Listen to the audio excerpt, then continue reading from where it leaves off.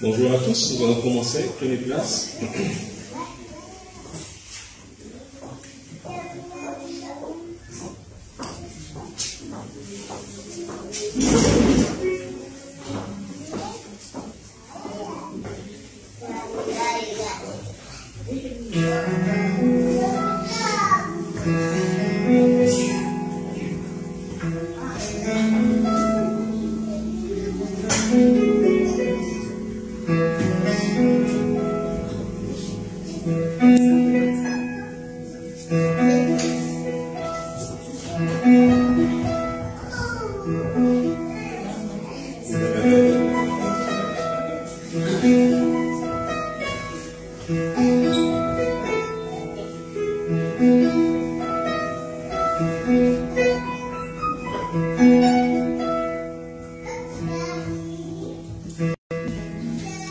Alors, pour commencer ce culte, nous allons nous incliner à la prière.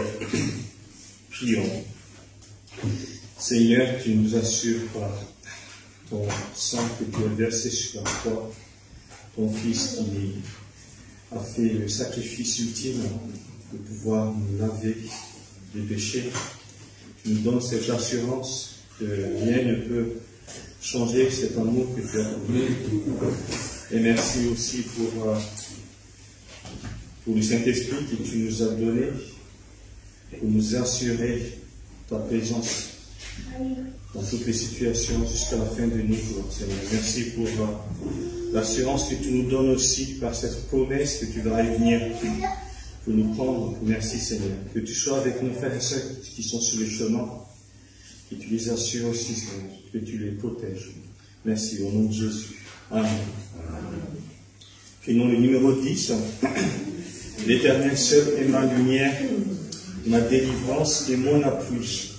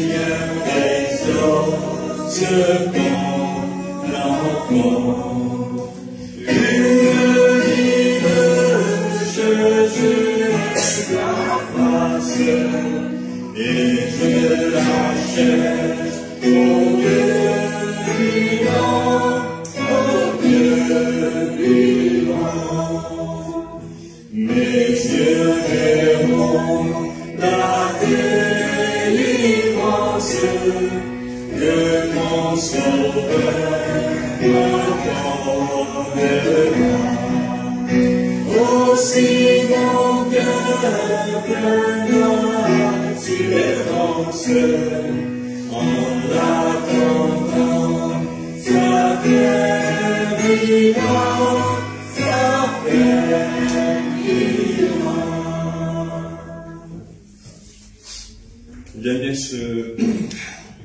cette image dans ce chant qui parlait des phares qu'on met sur un rocher. Et ce phare, il peut résister à toutes les intempéries possibles parce qu'il est sur un rocher. Donc nous avons notre rocher, notre lumière qui est Jésus.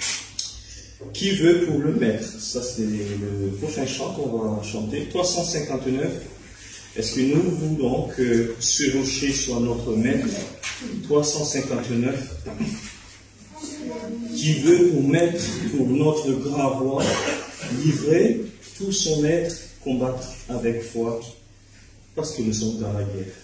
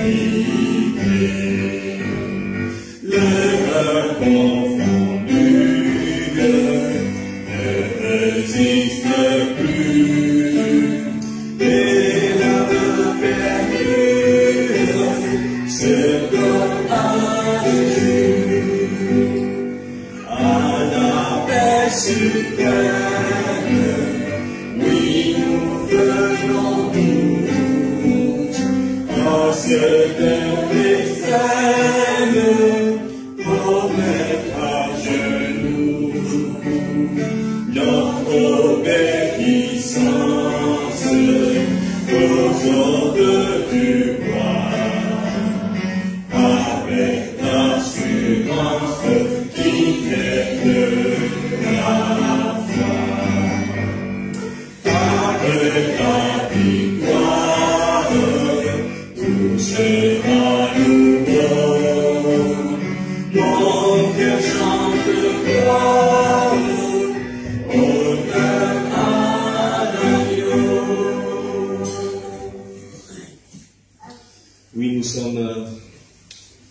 dans des batailles chaque jour, dans des guerres, c'est pas contre une personne ou des personnes, c'est contre le mal, contre Satan, contre le péché. Mais souvenez-vous que la victoire est déjà acquise par la croix. La victoire est déjà là. Il faut juste que nous attendons la fin de la guerre qui va venir bientôt. Rédempteur adorable, 119, qui nous rappelle que Jésus nous a libérés. C'est lui qui nous donne cette victoire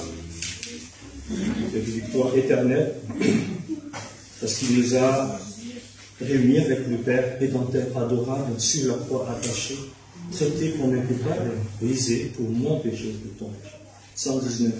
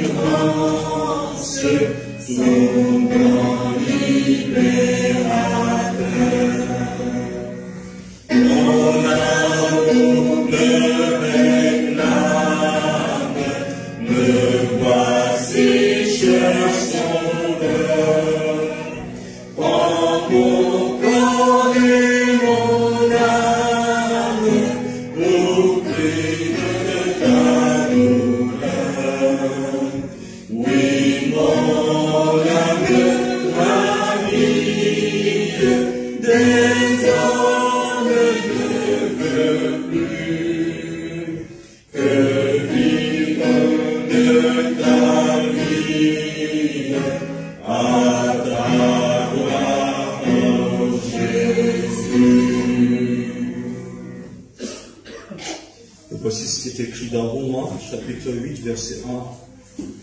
Il n'y a donc maintenant aucune condamnation pour ceux qui sont en Jésus-Christ.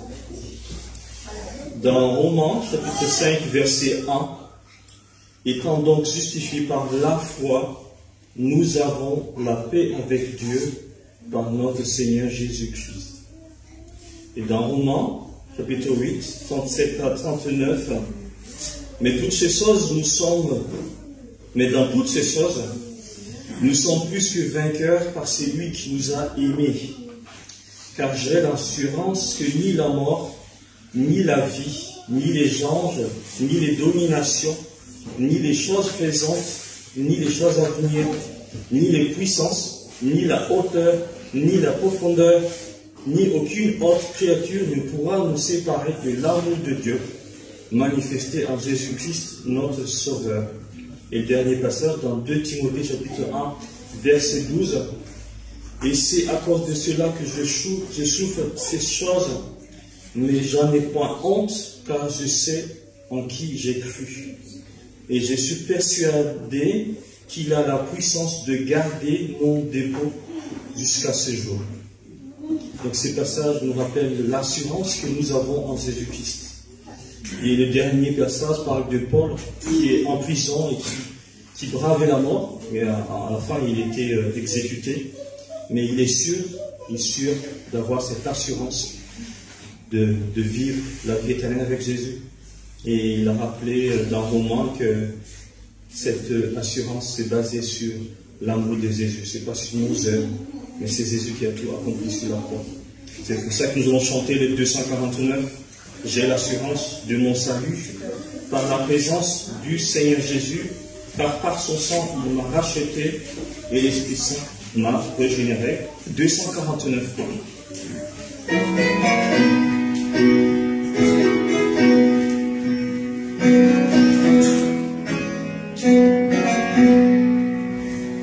J'ai l'assurance de mon salut par la présence du Seigneur Jésus, car par son sang il m'a racheté et l'Esprit Saint m'a régénéré.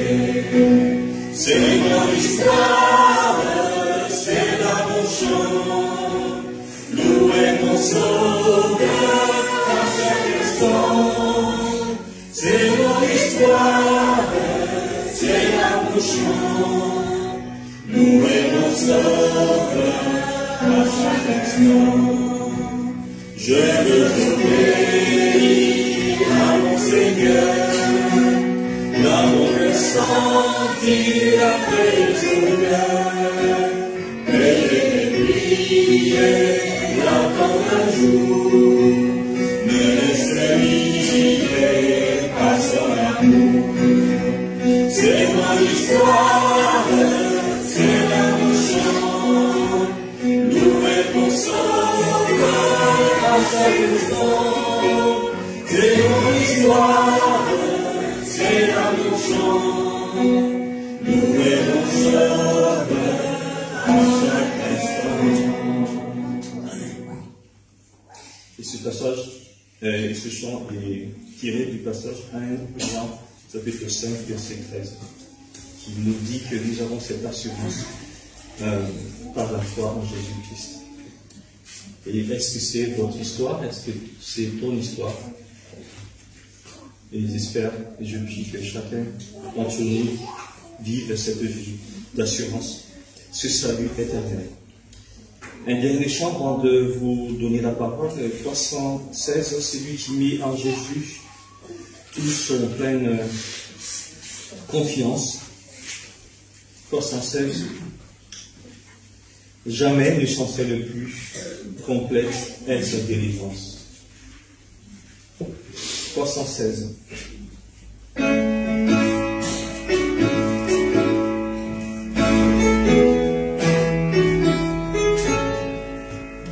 Celui qui met en Jésus une pleine confiance, jamais ne chancelle plus, complète sa délivrance.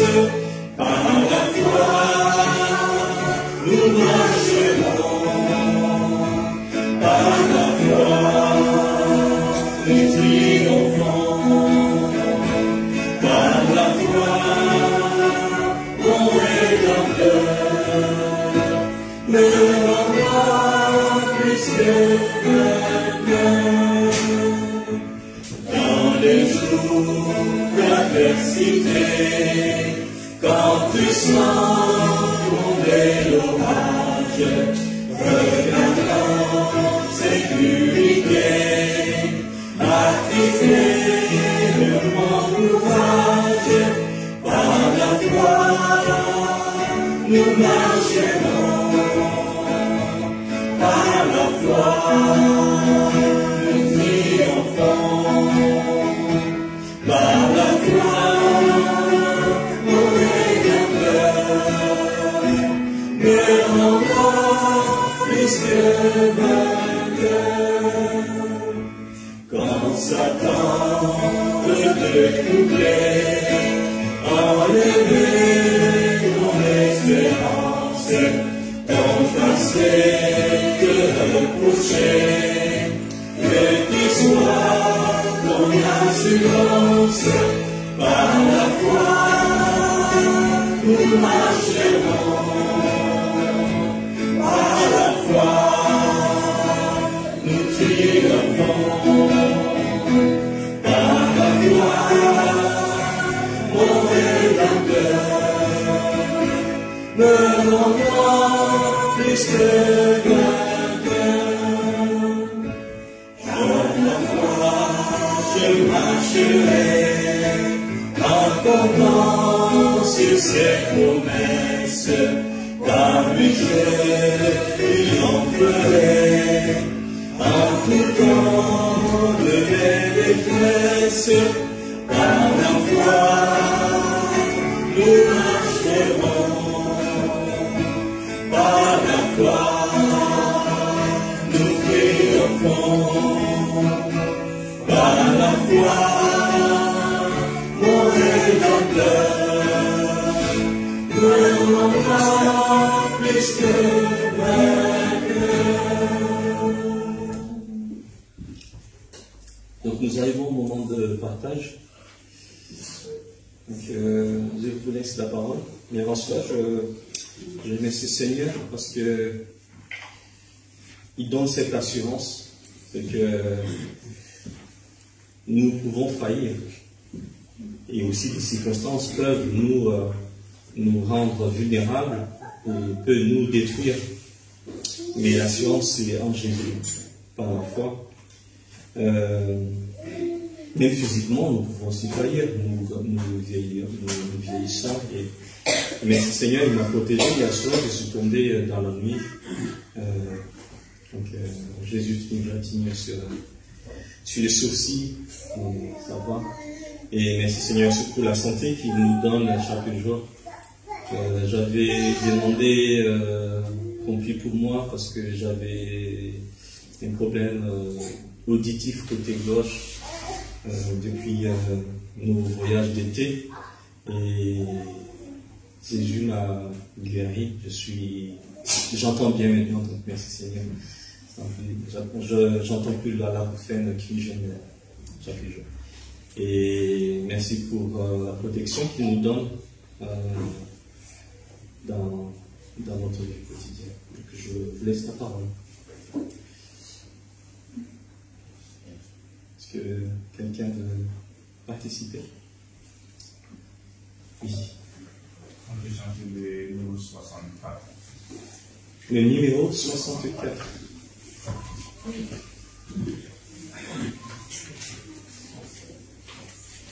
64, à Dieu soit la gloire pour son grand amour, en lui je veux croire jusqu'au dernier jour. On fait le premier et le deuxième couplet. 64.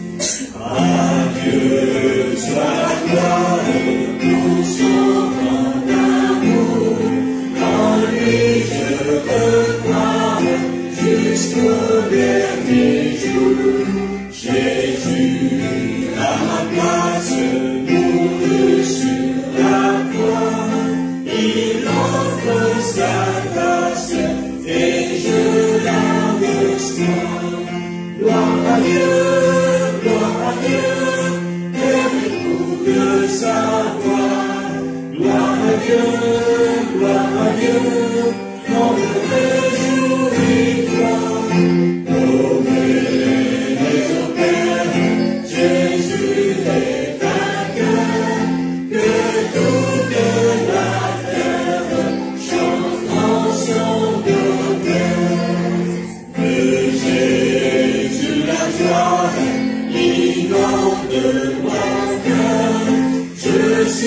sur la voie du parfait bonheur.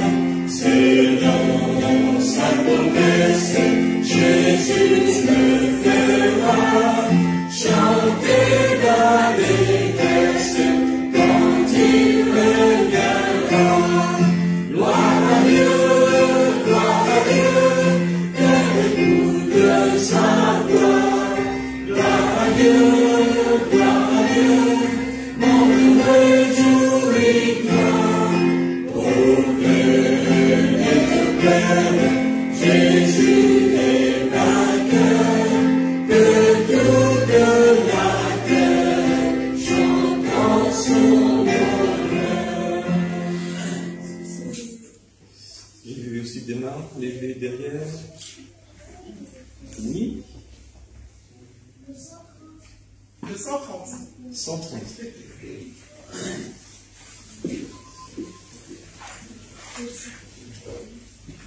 Donc le 130, premier et deuxième couplet. Sur le mont du calvaire, étiez une croix.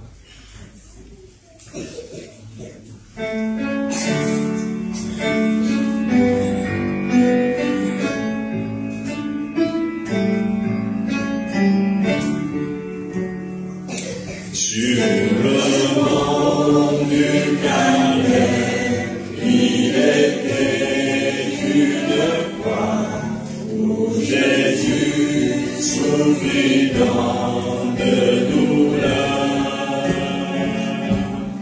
Oui, c'est là qu'il mourut sur cette infâme croix pour sauver le plus vil des pécheurs. Cette croix ne sera toujours chère. Elle est gloire et victoire pour moi. Et par elle, dans la maison du Père, la couronne est offerte à ma foi. M'appuyant avec foi sur la croix de Jésus, son nom propre, je veux le porter jusqu'au jour bienheureux où parmi les élus dans le ciel je pourrai les appeler. Cette croix ne sera toujours chère. Elle est gloire et victoire pour moi. Et par elle, en la maison du Père, la couronne est offerte à ma foi. Cette gloire. Est-ce qu'il y a d'autres? Je te remercie Seigneur pour le stage d'éducation qui commence demain. On remercie à vous de l'avoir accordé, de garder sécurisé dans cet déplacement mais qui vont jusqu'à arriver. Et que ce soit une semaine enrichissante pour lui. On remercie aussi Seigneur pour la répétition que nous avons pu avoir hier par la fête de l'éducation. Merci vraiment pour le prochain. Il peut y avoir des gens qui ne connaissent pas, qui viennent, et qui sont touchés par les messages. N'oubliez pas de partager les invitations que là il y a mis à disposition. Oui. Bonjour à tous. Le sujet de prière. Daniel et ses 113 mois. On a prévu de venir ensemble ce matin, mais finalement elle a dû rater. Donc, c'est un peu plus que ça s'arrête. Merci pour ce sujet de prière. Denis, ça. Bonjour à tous. On remercie le Seigneur pour voir nos frères. Même s'ils ne sont pas souvent à l'église avec moi dans ces derniers temps, mais ils sont toujours dans le chemin de Dieu. Parce que j'ai découvert qu'ils ont plein de versets qui est marqué dans la Bible et que je m'en discuté avec Ron.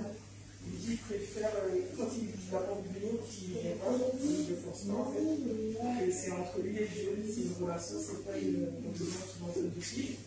Donc, je dis merci parce qu'il a conscience de tout ça et qu'il sait que Jésus aura la foi pour nous.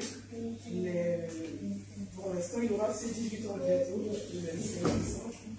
Et il est encore dans le chemin de Dieu, il continue à prier, qu'il reste dedans et que tout se passe bien pour lui, pareil pour ta vie. Donc, il y a une petite prière pour toi-même qui se perd pas, même s'ils sont pas avec nous, mais on esprit Dieu avec nous tous. Donc, merci pour eux. Et je chante le 331, s'il vous plaît. 331. Et pose en paix mon cœur, mon pauvre cœur. Jésus est là comme un tendre berger. 331, premier et deuxième couplet. Le troisième, deuxième couplet.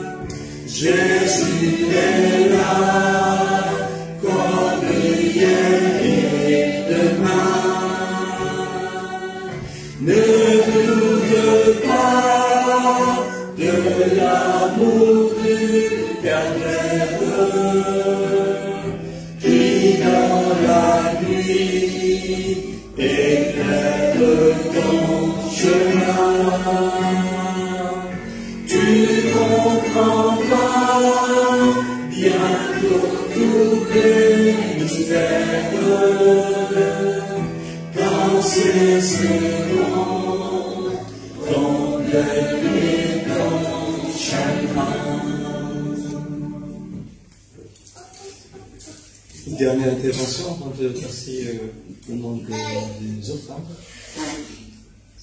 Oui. C'est-à-dire que vous achetez le 27. Alors, le numéro 27.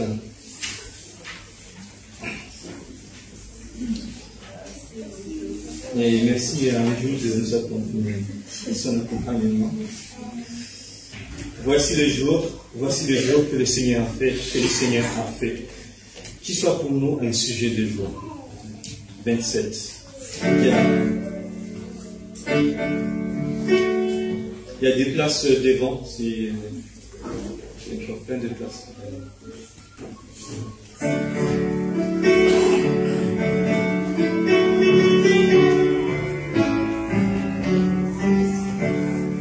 Voici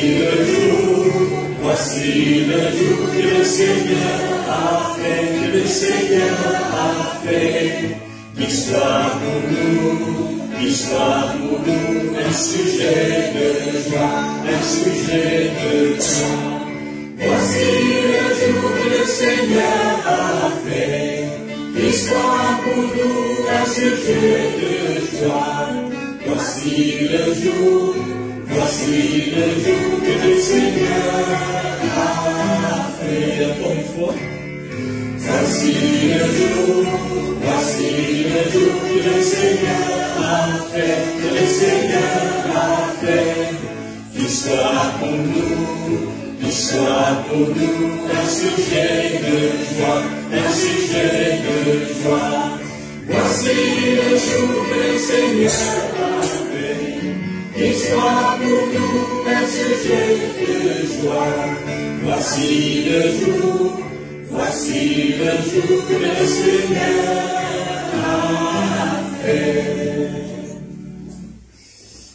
Merci Seigneur.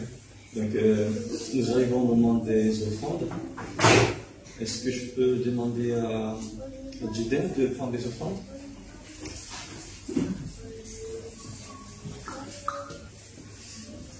Est-ce que je peux demander à Francine de prier pour les offrandes?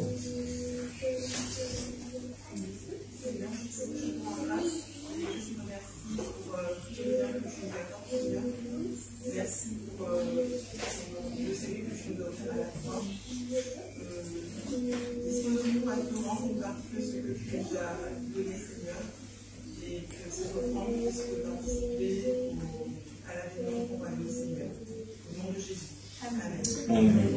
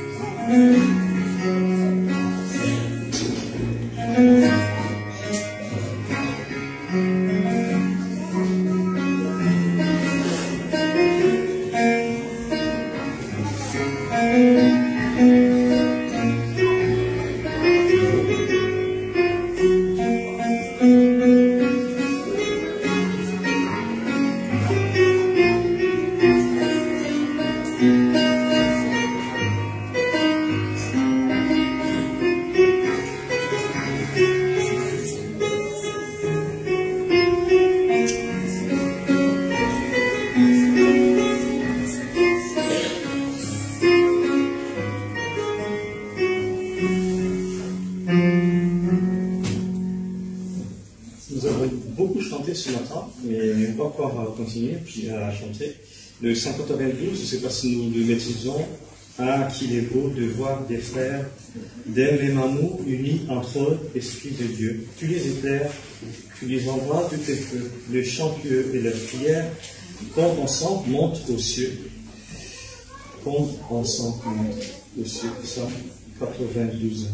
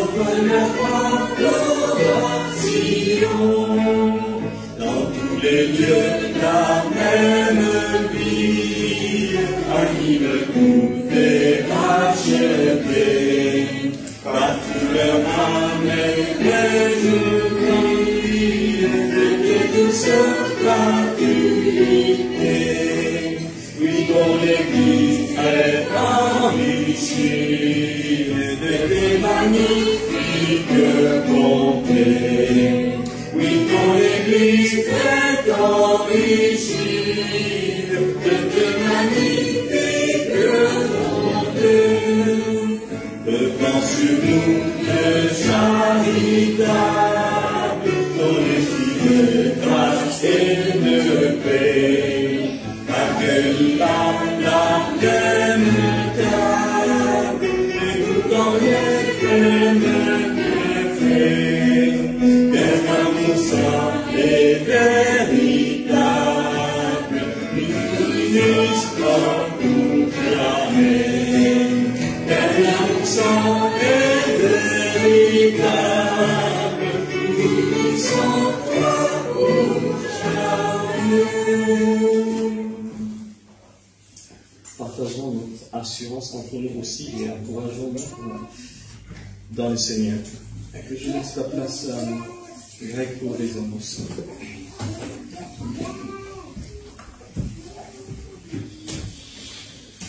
Voilà.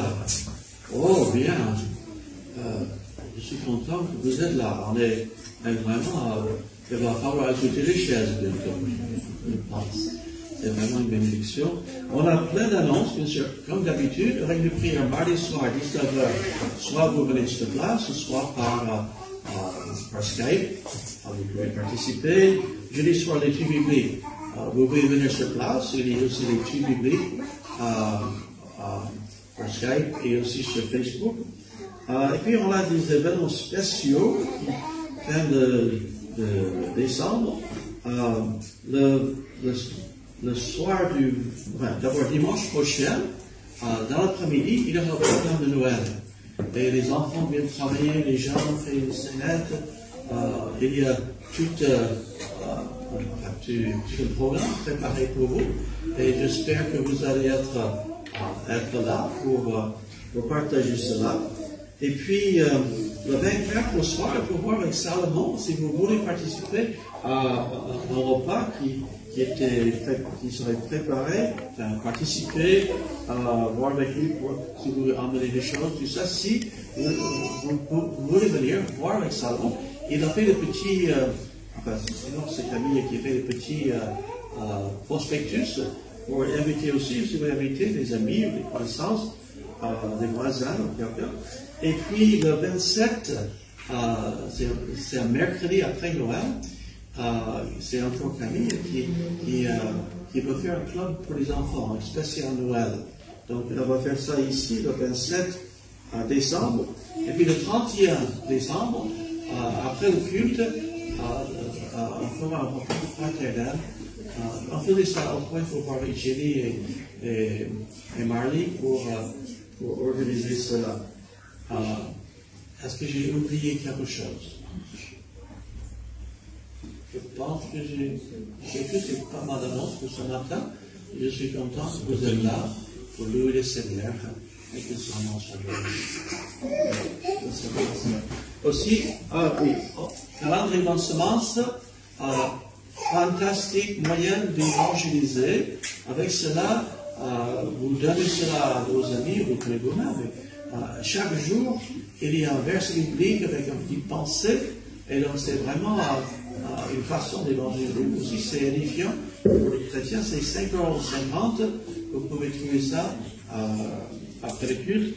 Et aussi, pour le programme de Noël dimanche prochain, il y a des invitations que vous pouvez distribuer autour de vous et inviter vos amis, vos connaissances. Voilà, c'est encore autre chose. Bien.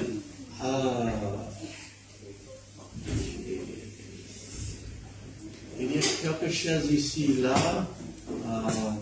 Il y a quelques arrêtements.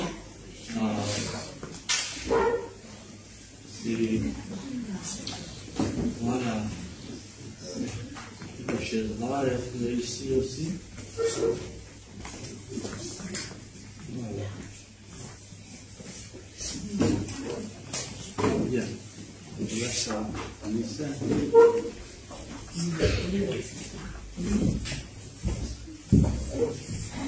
que j'invite les enfants à aller en bas pour leur répétition et les plus grands vont passer dans un moment de prière.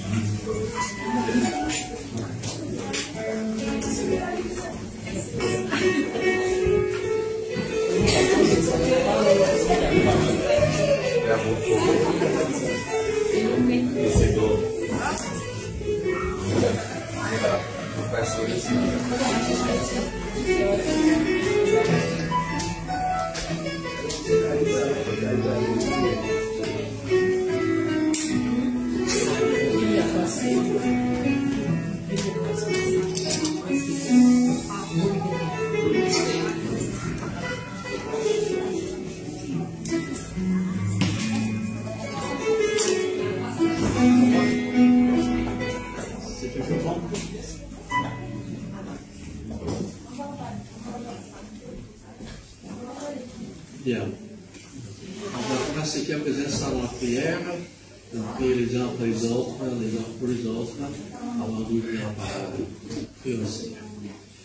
Oui, notre Père, nous voulons te louer pour le Seigneur Jésus-Christ, mort sur la croix pour nous. Merci Seigneur pour la joie de se retrouver ensemble et de pouvoir t'adorer et te servir. Seigneur, que tu bénisses ces activités qui sont prévues et que tu nous aides, Seigneur, à savoir inviter à droite et gauche les connaissances de ces rencontres. Merci notre Père. Au nom de Jésus-Christ. Amen.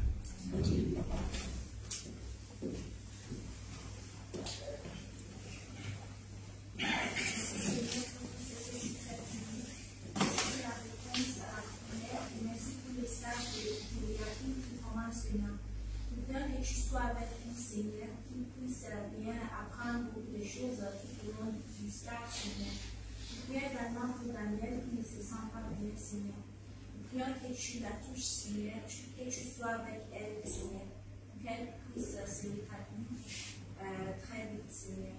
Merci au nom de Jésus. Nous voulons aussi prier pour les programmes de Noël. Nous prions que tu sois avec les enfants et nos fils et nos fils tout au long de la préparation, Seigneur.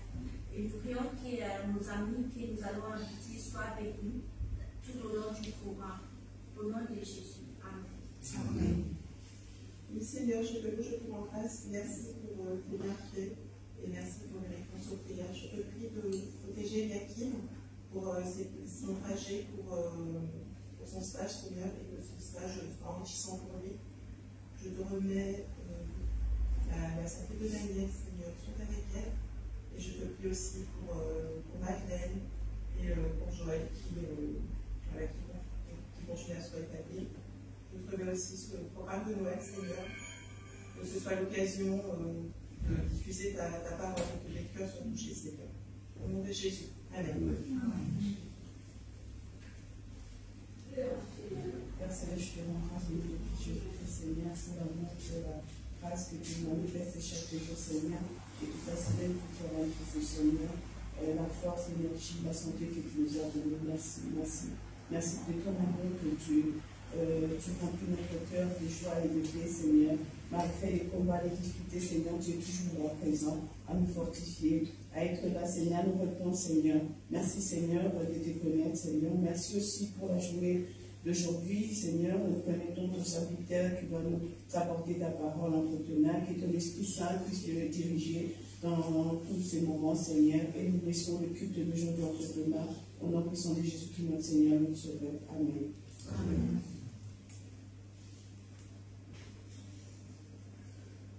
Seigneur, nous voulons te bénir pour la grâce que Seigneur que tu as apporté, Seigneur. Et nous voulons te bénir pour chacun qui est venu dans ce culte, Seigneur. Et Seigneur, pour ceux qui ne sont pas aussi là, Seigneur, que tu les bénisses là où ils sont, Seigneur, que tu prennes soin d'eux. Seigneur, nous voulons te recommander, Seigneur, ce programme de Noël, Seigneur. Que vraiment, Seigneur, tu puisses bénir ce programme et que chacun, vraiment, Seigneur, notre Dieu, qui viendra, puisse vraiment trouver le salut en Jésus-Christ.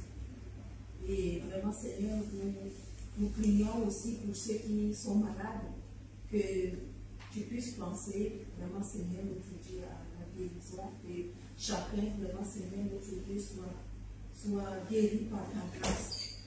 Nous prions pour Daniel, Seigneur, qui est malade, que tu la visites et que, Seigneur, tu apportes ton confort, Seigneur. Et Madeleine aussi, Seigneur, que tu la fortifies. Merci, Seigneur, nous prions que tu es là aussi. Vraiment, c'est une grâce, Seigneur, que vraiment tu fortifies. Merci encore, Seigneur, notre Dieu, pour ta parole que nous allons écouter, Seigneur, que tu disposes notre cœur. Et Seigneur, tu nous donnes vraiment, Seigneur, notre Dieu, de pouvoir encore vraiment, Seigneur, marcher avec nous. Merci, Seigneur, de visiter encore les âmes, Seigneur, de donner le salut. Seigneur, d'apporter le salut. Parce que tu es venu dans ce monde, Seigneur, notre Dieu, pour le salut de quiconque. Seigneur, nous te remercions pour l'amour grâce. Merci, Seigneur, notre Dieu. Que toute la gloire te donne. Au nom de Jésus. Amen. Amen.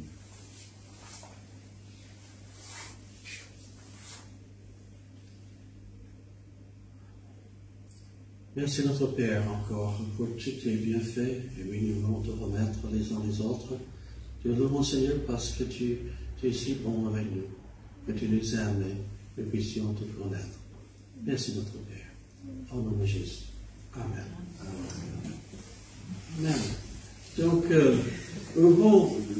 avant d'ouvrir la Bible dans l'Épître aux Hébreux, j'aimerais parler un peu du fait qu'on a la vie éternelle en Jésus-Christ par la foi. Et c'est quelque chose qui, en réfléchissant sur ce texte qu'on va voir en Hébreux chapitre 10 aujourd'hui, je pense que c'est important de fixer dans notre tête une vérité essentielle. Jean chapitre 3 et verset 18. L'évangile de Jean chapitre 3 et verset 18. Nous lisons, celui qui croit en lui, en Jésus, n'est point jugé, mais celui qui ne croit pas est déjà jugé, parce qu'il n'a pas cru au nom du Fils unique de Dieu.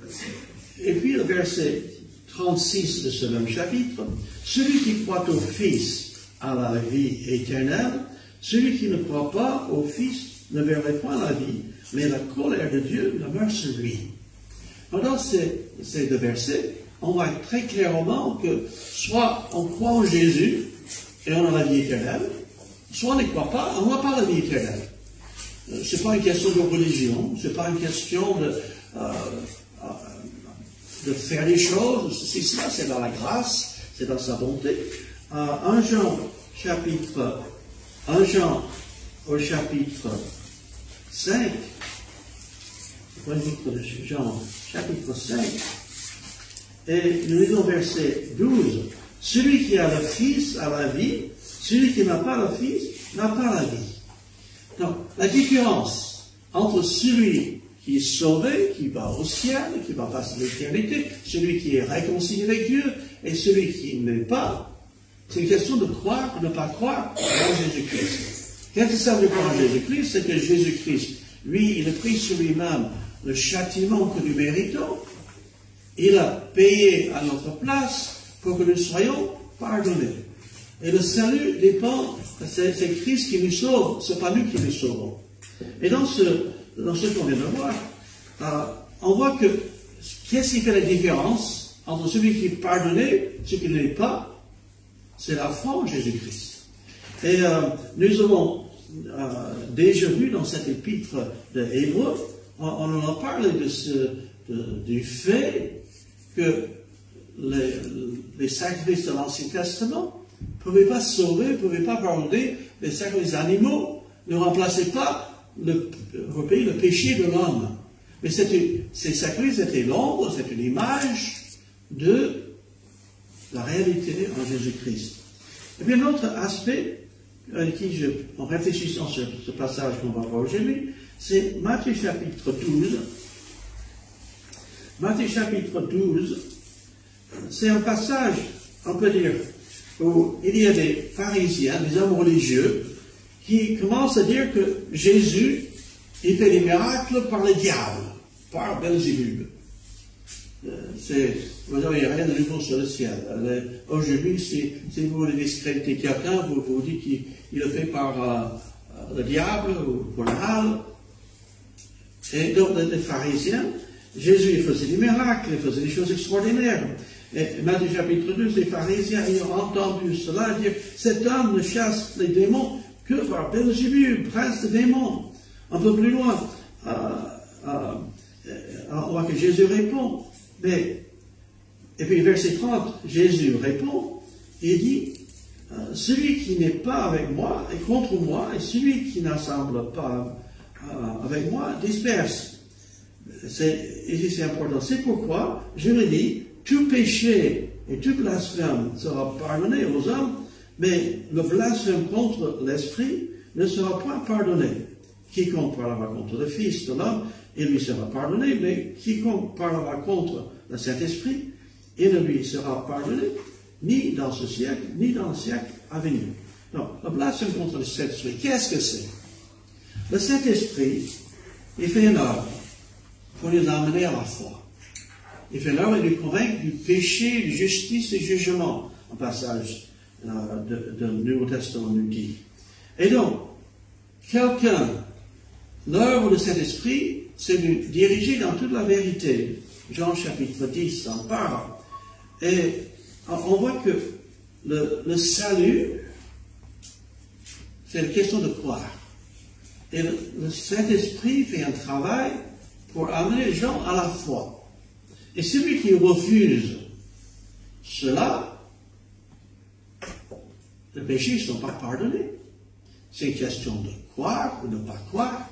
Et on croit parce que le Saint-Esprit est Dieu, il nous montre notre besoin du salut. Et nous avons besoin de la parole de Dieu et de croire. Et puis, revenons à Hébreux chapitre 10. Hébreux chapitre 10. Passage que nous allons voir aujourd'hui, mais la semaine dernière, on est allé jusqu'au verset 25. Mais relisons versets 23, 24 et verset 25. Retenons fermement la profession de notre espérance. Car celui qui a fait la promesse est fidèle. Veillons les uns sur les autres pour nous exciter à l'amour et aux bonnes œuvres. N'abandonnez pas notre assemblée, comme c'est la coutume de quelques-uns, mais exhortons-nous réciproquement. Et cela d'autant plus que vous voyez s'approcher le jour. Autrement dit, on voit ici, dans ces quelques versets, on voit de retenir fermement la profession, de ne pas abandonner la chose, c'est que les hommes, on peut dire, à l'époque, les Hébreux, les hommes à cette époque, ils étaient persécutés quand ils croyaient au Seigneur Jésus. Et les Juifs et Hébreux de l'époque, qui s'approchaient, qui entendaient le message, qui s'approchaient, certains se sont convertis, certains étaient en train d'apprendre, de découvrir, et ils étaient en chemin, on peut dire, pour y croire. Mais la chose, c'est qu'avec les persécutions, avec les difficultés, ils étaient tentés d'abandonner, de revenir en arrière, pour certains endroits. Et la chose, c'est que, comme on a vu la dernière fois, le Christ est mort une fois pour toutes, c'est lui le sacrifice. C'est pas quoi que ce soit d'autre. Donc, notre passage aujourd'hui, mettons en tête le péché qui envoie les gens en enfer, c'est de refuser de croire. De refuser de laisser le Saint-Esprit faire son œuvre. Nous allons voir ça dans quelques instants, dans la suite du texte. Maintenant, on a tous péché dans notre vie. Et nous avons tous fait des choses, sans exception, qui ne plaisent pas à Dieu. Donc, le péché qui empêche le pardon, c'est de ne pas croire. L'incrédulité, de ne pas mettre sa foi en Jésus. Parmi nous aujourd'hui, je ne connais pas vos cœurs. Mais Dieu, il sait lesquels d'entre nous croient et ceux qui ne croient pas. Ceux qui sont simplement intéressés, ceux qui sont vraiment, qui ont cru, au lieu de leur foi, leur confiance dans l'œuvre de Jésus-Christ et se sont convertis. Donc à partir du chapitre 10, nous allons voir, à partir du verset 26 jusqu'au 20 du chapitre, Hébreux chapitre 10, versets 26 à 31, on va avoir le choix. Versets 32 à 34, le souvenir. Versets 35 à 39, la promesse. Donc le choix, le souvenir de la promesse.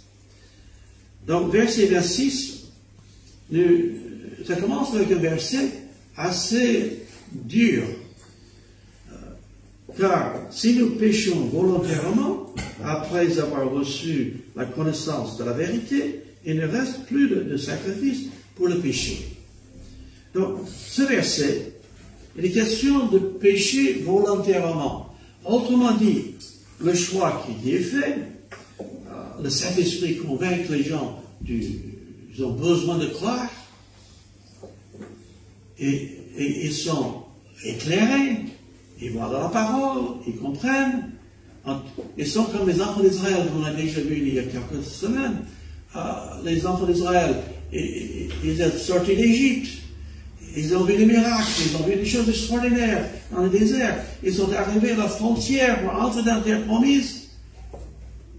Ils ont envoyé des espions, revenus, on ne peut pas. Et des gens plus grands. Ils n'ont pas cru. Et cette génération-là est morte et est revenue dans le désert pendant 38 ans de plus. Leur manque de foi était ce qui les a amenés, on va dire, à perdre la bénédiction que Dieu mettait devant eux. Donc, de pécher volontairement maintenant, la chose c'est que c'est pas n'importe quel péché, c'est l'incrédulité, c'est ne pas croire. 1 Jean chapitre 1 Jean au chapitre 1 et verset 8, si nous disons que nous n'avons pas de péché, nous nous séduisons nous-mêmes et la vérité n'est point en nous. La chose c'est que on est pécheur. Verset 9, si nous confessons nos péchés, il est fidèle et juste pour nous les pardonner, pour nous purifier de toute iniquité. Toute iniquité. Si nous disons que nous n'avons pas péché, nous le faisons menteur et sa parole n'est point en nous. Autrement dit, nous les croyants, on peut dire, le Seigneur, il veut nous aider dans notre vie. Ce n'est pas n'importe quel péché, parce que tous les péchés, on peut dire, on peut confesser, demander, recevoir le pardon. Mais le seul péché qui ne pouvait pas être pardonné, c'est de rester dans l'incrédulité, de refuser l'œuvre de cet esprit. Et on voit ici, si nous péchons volontairement, il y a un acte de volonté.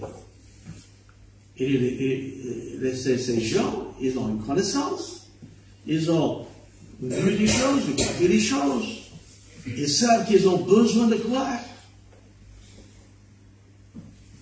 Et volontairement, si il dit, je ne crois pas, je ne veux pas croire, il y a un avertissement, il y a un choix à faire.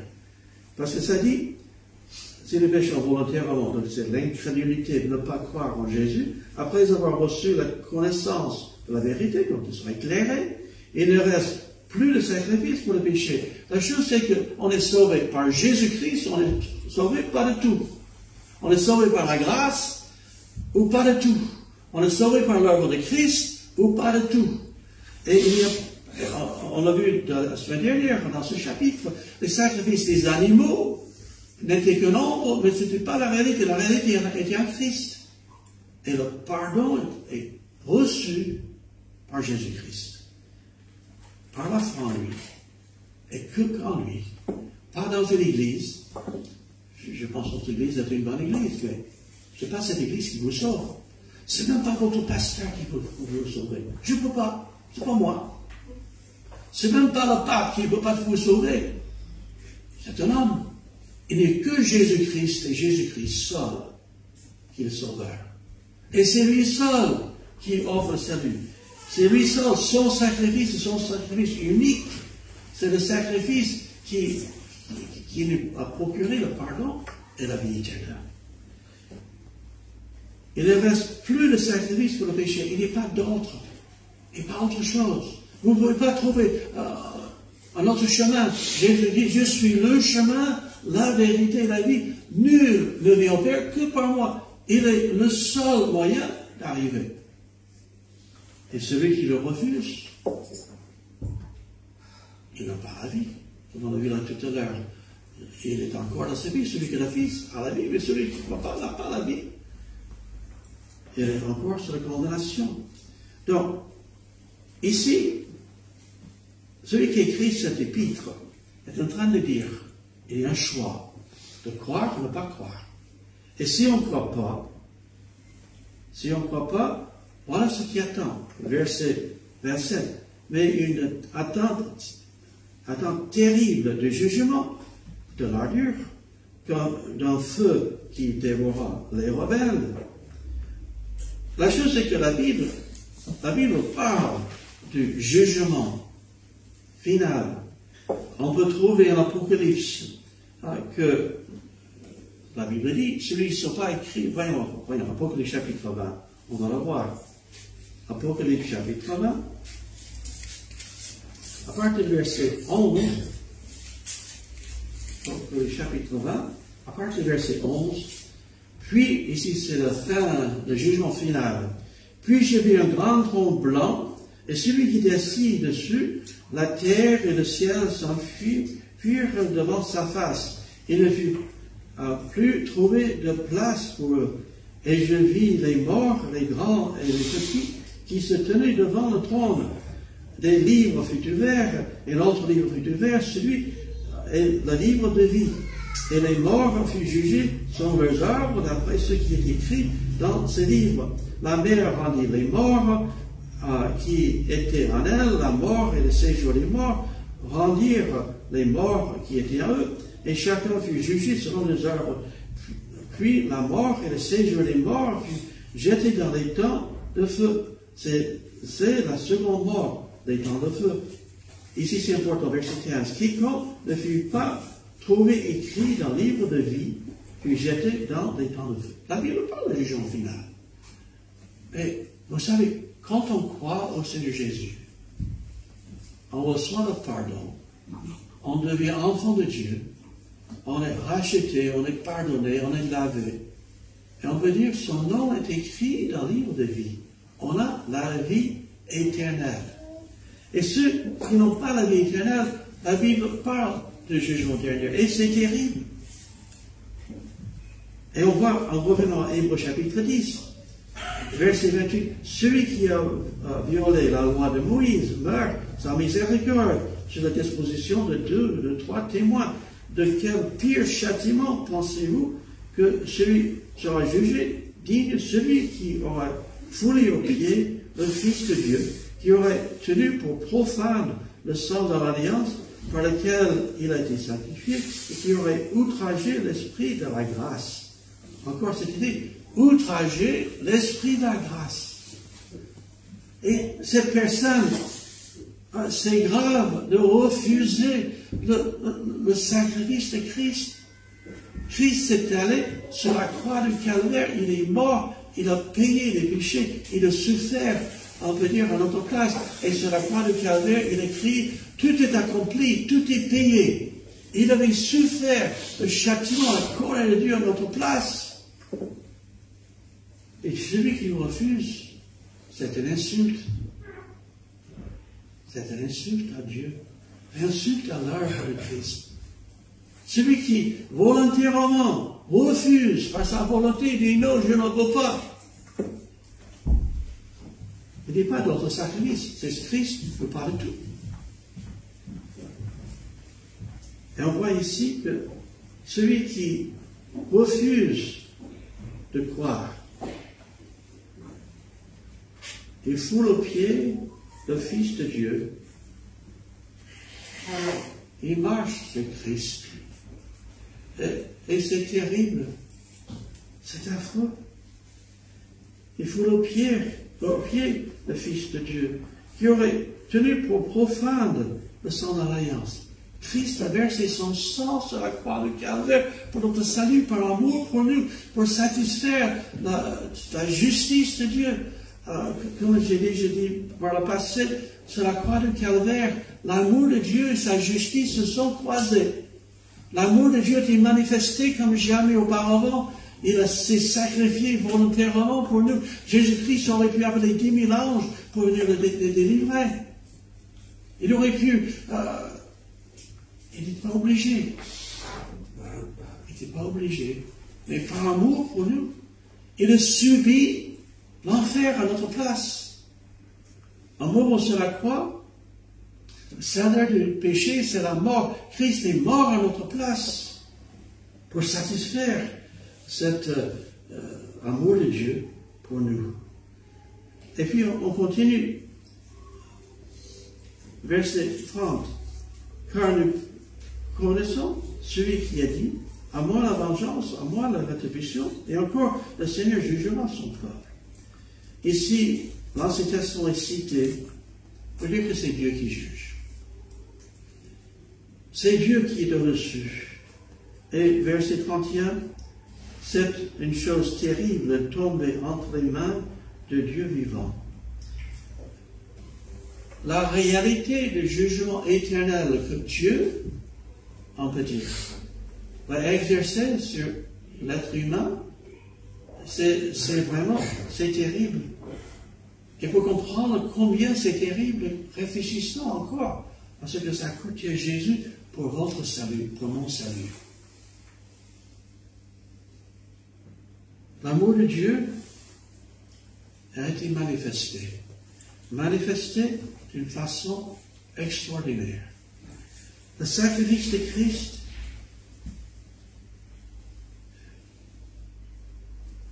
et un jour, Dieu qui est amour, il va juger l'être humain qui n'a pas reçu le pardon en Christ. Et c'est une vérité terrible. Mais en même temps, on voit l'importance du salut. Si le salut aurait pu être procuré par autre moyen, mais non, la religion ne peut pas sauver. Les actes humains ne peuvent pas sauver. Nos bonnes œuvres ne peuvent pas nous sauver. C'est Christ et Christ seul qui est notre sauveur. À partir du verset 32, l'apôtre, il va parler, il va les appeler, il va les rappeler de leur passé. Parce qu'on voit clairement que l'apôtre est en train de dire, ne revenez pas en arrière. Vous avez avancé, allez jusqu'au bout et croire, être sauvé par la foi. Et ils vont rappeler ceux qui y destinent cette lettre, qu'ils ont manifesté les évidences d'une foi véritable. Et donc, dans le lot, il y en a qui ont reçu le salut. Dans le lot, il y en a qui ne l'ont pas reçu. Et dans la tension, si vous n'avez pas reçu la tension, si vous continuez, vous péchez volontairement, vous refusez de croire, vous êtes sur la condamnation de Dieu. Mais à partir du verset 32, souvenez-vous de ces premiers jours où, après avoir été éclairés, ils ont compris le message du salut par le Saint-Esprit qui éclaire, qui nous dirige dans toute la vérité.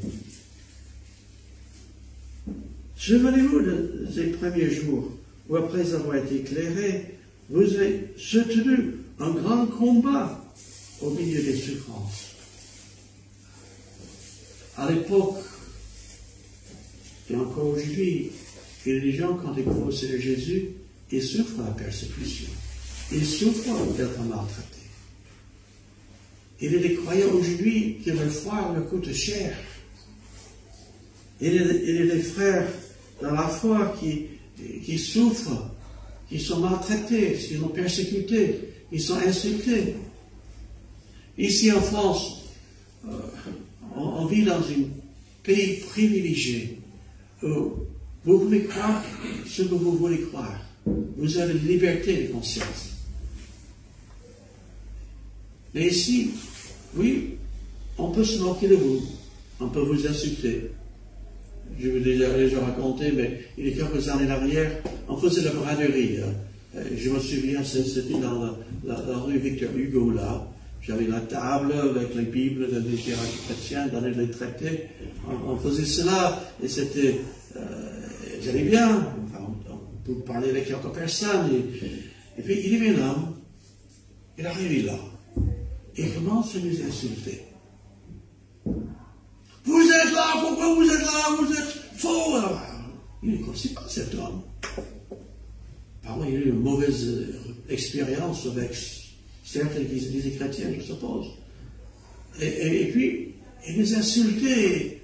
Moi, je voudrais dire que Dieu vous bénisse, que Dieu vous fasse le bien. Je vais prier pour vous, monsieur. Mais, c'est le pire qu'on risque en France. Parle avec Salomon, et peut nous raconter au Pakistan, vous êtes croyant chrétien, vous risquez votre vie. Il y a des gens là-bas qui sont morts dans ce pays-là. Vous dites, Jésus est le Fils de Dieu, on peut vous tuer sur le champ, il n'y aura pas de justice. Ici en France, on ne risque pas la mort. Ça peut arriver, mais on ne risque pas. Ces chrétiens hébraïques, à l'époque, ils risquaient leur vie. Saul de Tarse, qu'est-ce qu'il a fait avec Étienne? Il a fait lapider.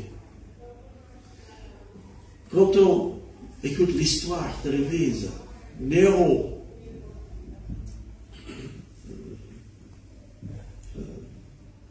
ce Romain, il faisait mourir les chrétiens. L'histoire de l'Église, on peut trouver traces de sang à travers toute l'histoire de l'Église. Les croyants en Jésus-Christ qui ont souffert. Et ces gens hébreux ici, à qui l'apôtre parle, souvenez-vous de ces premiers jours après avoir été éclairés, vous avez soutenu un grand combat au milieu des souffrances. D'une part, exposé comme un spectacle aux opprobriums et aux afflictions, et de l'autre, vous associez à ceux qui, donc, la position était la même. En effet, vous avez eu de la compassion pour les prisonniers. Vous avez accepté avec joie l'enlèvement de vos biens, sachant que vous avez des biens meilleurs qui durent toujours. Si jamais vous êtes près de Arles, dans le sud-est de la France, il y a un musée, vous devez aller le voir. C'est le musée du désert. Entre la révocation de l'édit de Nantes jusqu'aux Révolution française, les protestants, ceux qui nous ont précédés, ils étaient persécutés. Ils ont payé le prix. Il y a des Français, à l'époque, qui ont souffert terriblement. À l'époque, vous allez dans ce musée, vous allez découvrir que vous êtes croyants, vous croyez la Bible, vous lisez la Bible, tout cela. Ils étaient capables d'envoyer un groupe de soldats chez vous et pouvaient faire n'importe quoi. Violer votre femme, manger votre nourriture, vous battre, maltraiter vos enfants, jusqu'à ce que vous reniez la foi et devant de nouveau convertir l'Église catholique. Allez voir. Ça, c'est en France. Quelques siècles en arrière. Aujourd'hui, on a la liberté. Et à l'époque, ce n'est pas. On peut vous prendre les hommes et les envoyer sur les galères. Vous savez, ce n'est pas des petits bateaux. Et quand vous êtes en condamnation à mort, en France, la persécution des croyants en Jésus-Christ, on trouve la trace de sang depuis le temps apostolique jusqu'à nos jours. Et ces croyants-là, ils ont souffert. Ils étaient en danger de mort. Ils étaient mis en prison. Ils avaient enlèvement de leurs biens. Imaginez un instant que les gens pouvaient venir chez vous et prendre tous vos biens parce que vous ne croyez pas ce qu'ils pensent qu'il faut croire. Ces gens, ils ont cru. Et l'autre ici est en train de dire, je suis confiant que vous avez la foi. Vous avez, par votre foi, vous avez manifesté votre foi en se tenant bon face à la souffrance. Mais il y avait certains qui avaient on va dire, menacé, étaient prêts à revenir en arrière. Je me souviens d'avoir lu un témoignage qui s'est passé dans l'ancienne USSR, de l'Union soviétique. À l'époque, le Parti communiste persécutait de façon terrible les croyants. Et j'avais lu un témoignage que les chrétiens qui se réunissaient en privé, en secret, et il y avait des soldats, des policiers qui sont entrés. Ils ont dit, si vous ne croyez pas, vous n'êtes pas un vrai croyant, partez, sortez. Certains sont partis. Et puis ces soldats ont posé leurs armes. Ils ont dit, monsieur le croyant, on va prier. Ils ne voulaient pas que les faux chrétiens soient là. Aujourd'hui, on a Christ, on n'a pas Christ. Ce qui fait la différence, c'est de croire. C'est la foi. C'est la foi en Christ. Et ces chrétiens hébreux, ils souffraient pour leur foi. Et certains qui étaient parmi eux étaient tentés de revenir en arrière. Et dans la première partie, il y a le choix. Est-ce qu'ils sont des vrais croyants ou non? On peut prétendre être croyant. Mais il faut croire que Jésus est mort, il a payé à ma place, il m'a sauvé. Et donc, l'apôtre les rappelle de leur passé pour les encourager à continuer. Ils avaient payé le prix cher de croire. À partir du verset 35 au 39, nous trouvons la promesse. La promesse que ça vaut la peine. La promesse qui est importante. Verset 35, n'abandonnez donc pas votre assurance, à laquelle est attachée une grande rémunération. Ce que le Seigneur prépare pour ses enfants au ciel est tellement mieux que ce qu'on a sur la terre. Une grande rémunération. Le salut n'est pas une rémunération. Le salut est un cadeau gratuit qu'on reçoit sans aucune mérite. Mais quand on est enfant de Dieu, on vit pour le Seigneur. Et on peut attendre un jour que le Seigneur va dire, entre dans la joie de ton maître, bon et fidèle serviteur.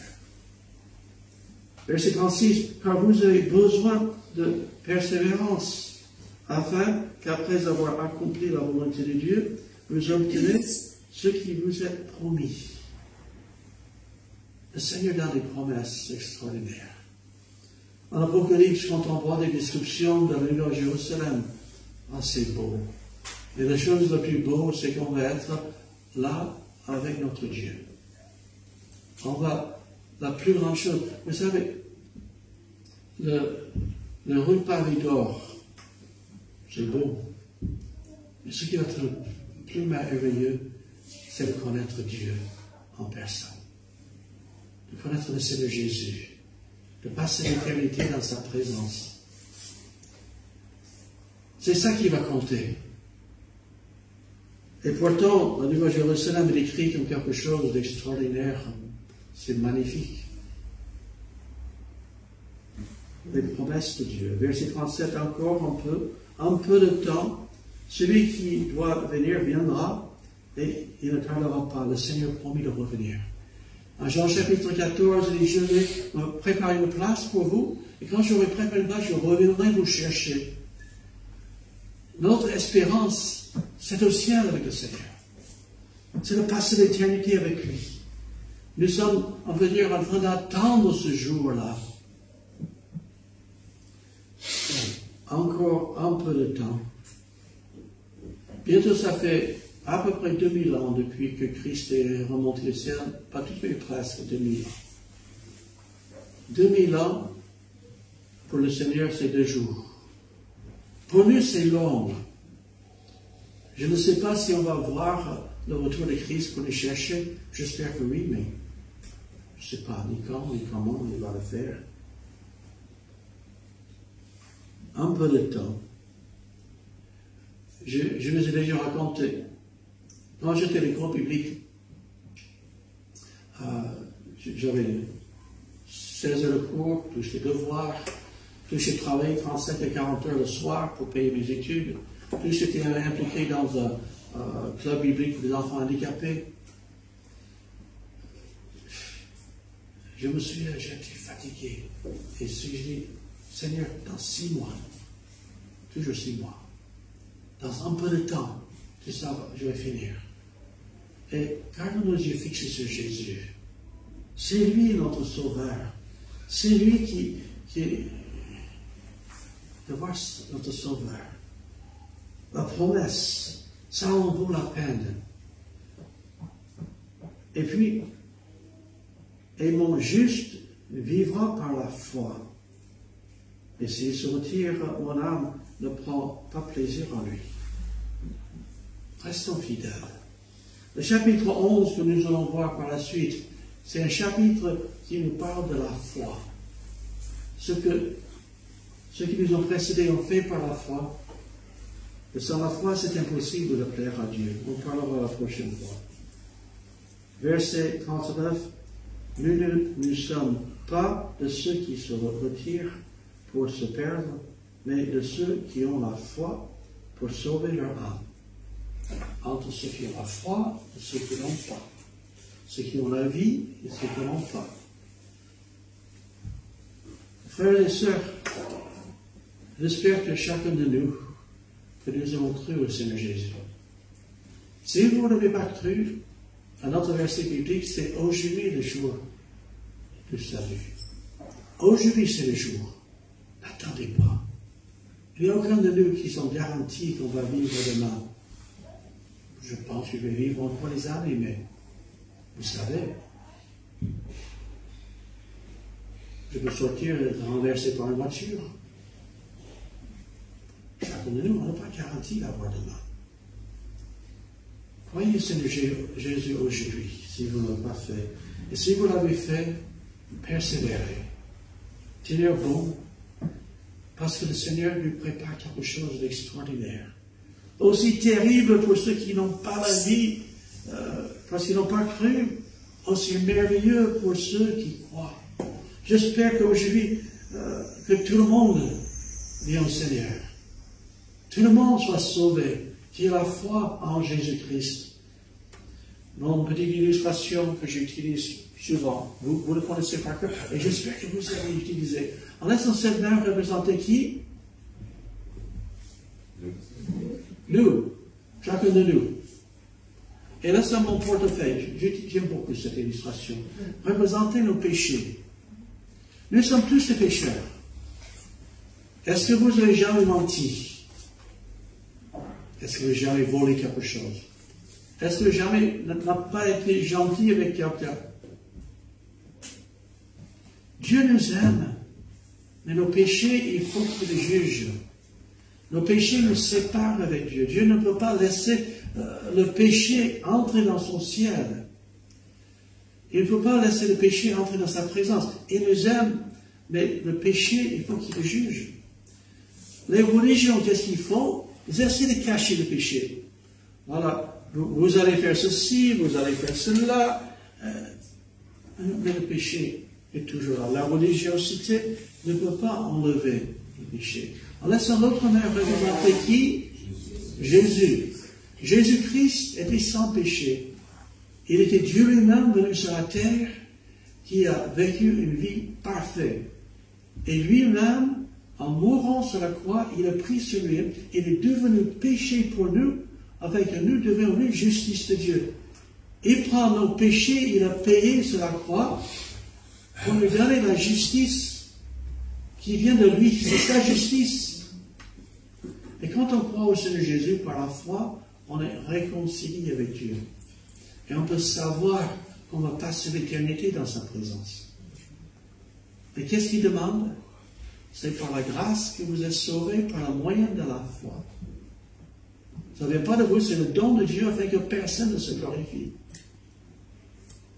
Notre salut, c'est par la grâce de Dieu, par la foi en Jésus-Christ. C'est ça le message qu'on a besoin de comprendre dans ce passage. Prions au Seigneur. Notre Père, nous voulons te louer pour Jésus qui s'est donné pour nous sur la croix. Et Seigneur, s'il y a quelques-uns ici aujourd'hui qui n'ont pas encore fait le pas de croire en toi, Seigneur, qu'ils le fassent aujourd'hui entre eux-mêmes et toi. Qui font appel et placent leur confiance, leur foi en toi et toi seul. Dans ce que toi tu as fait, pas pour ce que eux aient pu faire. Merci notre Père. Que ton nom soit glorifié, que tu les aides, Seigneur, que tu les bénisses. Et pour nous qui ont déjà fait ce pas de la foi, qui sont passés de la mort à la vie par la foi en Dieu notre Sauveur. Seigneur, que tu nous aides à vivre pour toi d'une façon qui te glorifie, d'une façon qui soit selon ta volonté. Merci notre Père. Au nom de Jésus-Christ. Amen. Nous allons chanter le dernier cantique, numéro 146.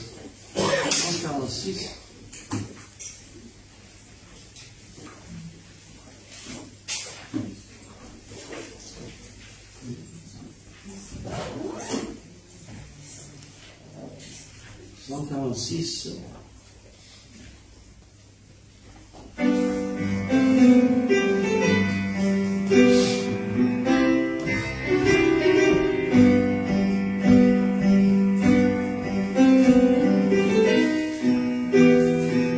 Nous avons